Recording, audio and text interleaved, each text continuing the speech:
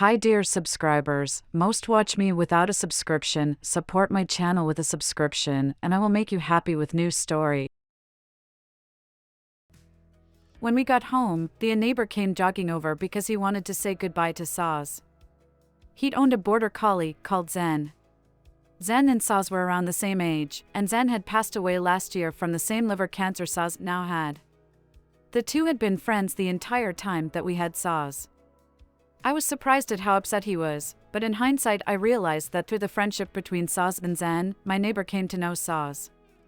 But more importantly, Saz was such a big part of Zen's life, and Saz was a connection that my neighbor still had to Zen even after Zen was gone.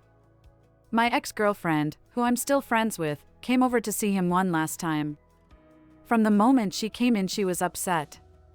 Being on the spectrum, animals mean too much to her, and losing pets hits extremely close to her. She loved Saz so much. Although we were still friends after her and I split up, she had only come over to my house and seen Saz a few times in the 3 years since, 3 years today, actually. I will always regret not having her over more, so she could have spent more time with him.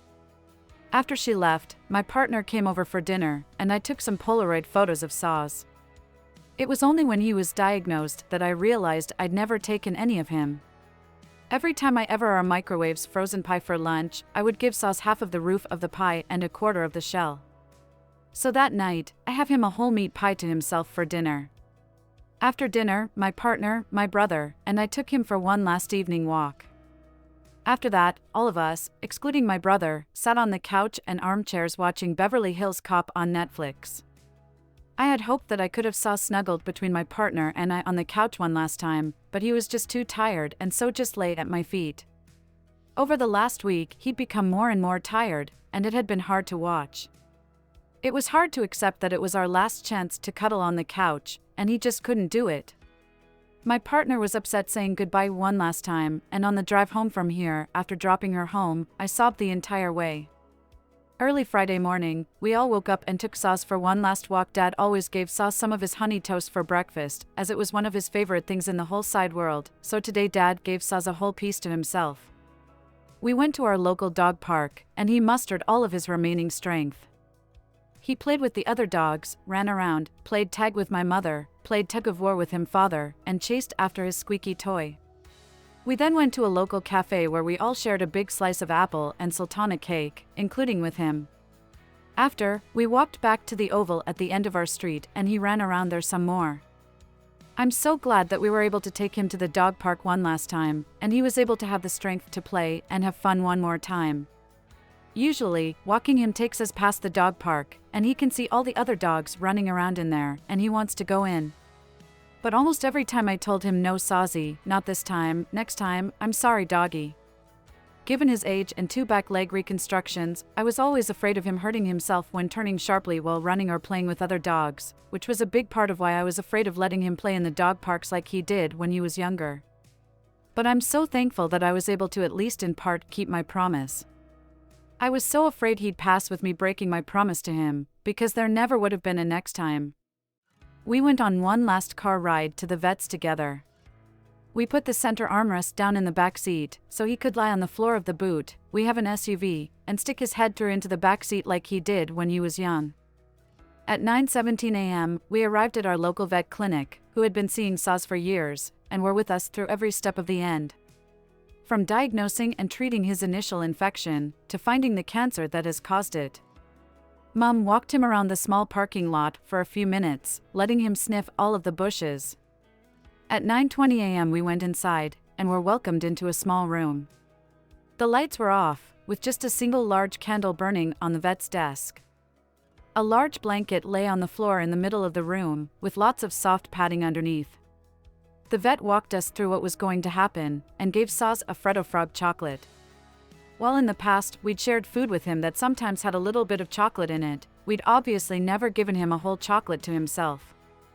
We never even gave him dog chocolate. He liked it a lot. She took him out of the room to put an 4 into his front paw and give him some sedatives to calm him. When he came back, he wanted to sniff all around the room, even behind the chairs my brother and I were sitting on, up against the wall. I don't think the sedatives slowed him down much, as it took a while to get him to lie down on the blanket. But I don't think he would have needed them anyway. He always loved and trusted our vet, and had always felt safe with her and us. Watching how happy and energetic he was really made me wonder if we were too soon. But I knew deep down that this was the best time, while things were still okay, before we had to rush him to the vet because he was suffering or actively dying in that moment. Thanks for watching. Don't forget to subscribe. Thank you. The entire time he'd been there, he was fed essentially a never-ending supply of beef liver treats, which he happily chewed down. Even until the end, his appetite and love of food was endless. The vet put the syringe into his fore and slowly pushed it in while we were all patting him and telling him how much we loved him and how good of a boy he was. At 9:30 a.m. Australian Central Standard Time on Friday the 6th of January, Saz closed his eyes and went to sleep for the last time surrounded by all of us. He was lying there and just slowly lowered his head down onto his paws and closed his eyes. I watched his chest stop rising and falling, and after a moment the vet put a stethoscope against his side. After a moment, she pulled it away and gave us a nod. And he was gone. The vet left us alone to say goodbye. Mom began to panic and needed to leave the room. She came back to say goodbye a few minutes later once she had calmed down, but she described it as a rising panic of him being gone. The type of response I was afraid I would have. No, bring him back, I'm not ready. We left, one, by a side door outside. Each of us having a chance to say goodbye. I was the last. And I quietly sang to him All My Loving by the Beatles, which my mother had sung to me as a lullaby when I was small. And Then We'll Meet Again by Vera Lynn. I kissed him on the head, got up, and walked to the door. I turned back to look at him one last time. He looked like he was just peacefully sleeping. I turned and left. And that was the last time I ever saw him on this earth. After we all got home, Dad took all of Saz's belongings and put them in his bed, and put the bed on our back veranda. Then we all went out separate ways. Mom and my brother went into the city to a tea shop he had wanted to take her to. Dad went to the pharmacist to get some medication. And that left me alone in the house. The silence and emptiness of that house was agonizing. I knew he was gone. And yet somehow I could not stop my body from walking around the house, checking every spot where he would usually be, and finding it empty. I knew before I turned every corner and poked my head into every room that he wouldn't be there. And yet I was powerless not to anyway. I picked up one of his blankets he had left in my room that Dad had missed. I put my nose to it and smelled it and just burst into tears. I held my hands to my head and wailed. Staggering from one doorway to the other, leaning against each one for support as the sounds of my agony reverberated through that wrongly empty house.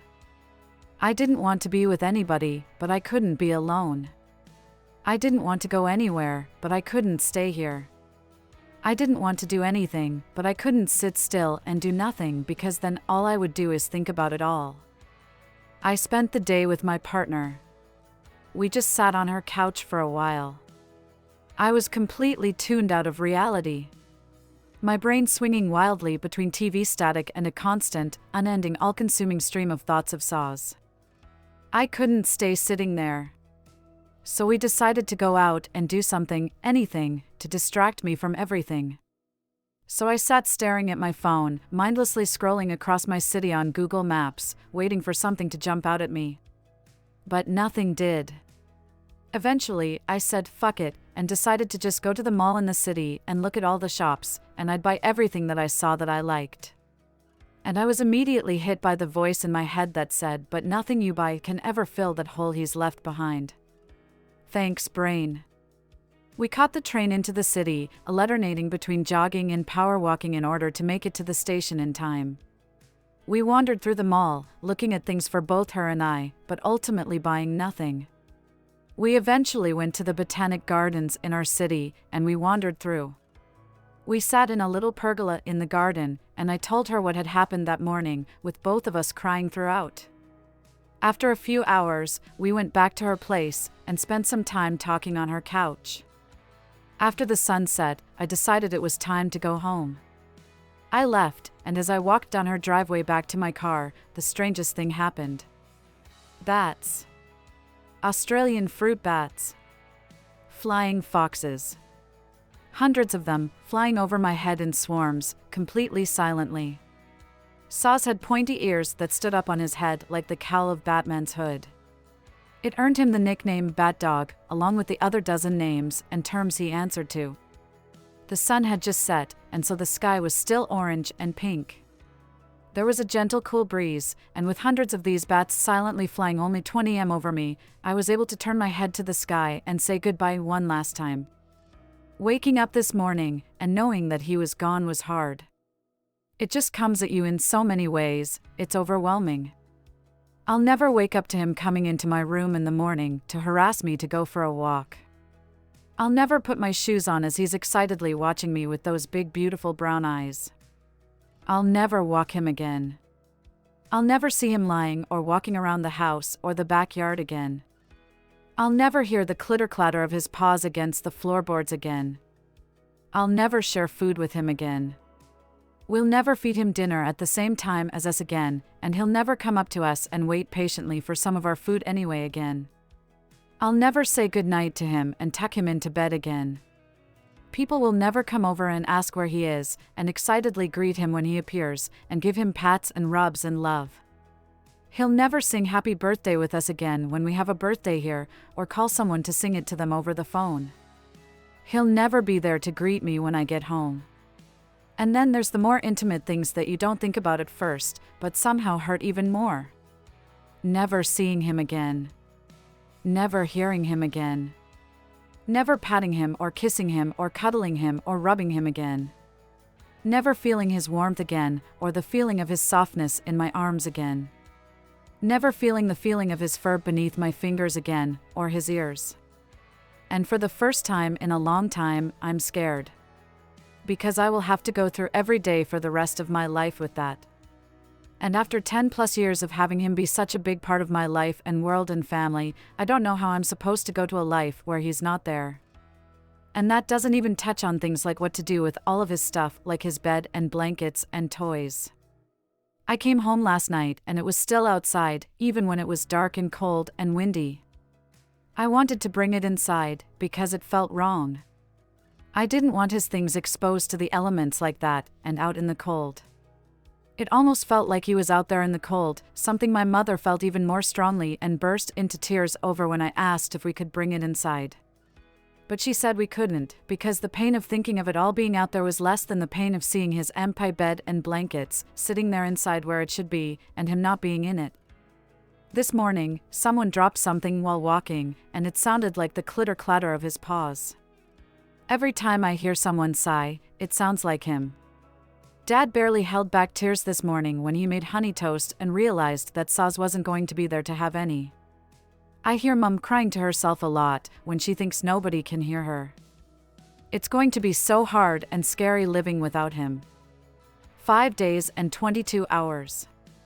That's all the time I had between being told he had terminal cancer and holding him in my arms for the last time after he had slipped away. 2 days and 23 hours. That's all the time I had between being told when his appointment was, and the last time I would ever see him on Earth as I looked back at him one last time as I left the room after he'd passed. It's been 25 hours and 15 minutes since I quietly sung a lullaby to him and kissed his head for the last time. It wasn't enough time for me to be ready or say goodbye.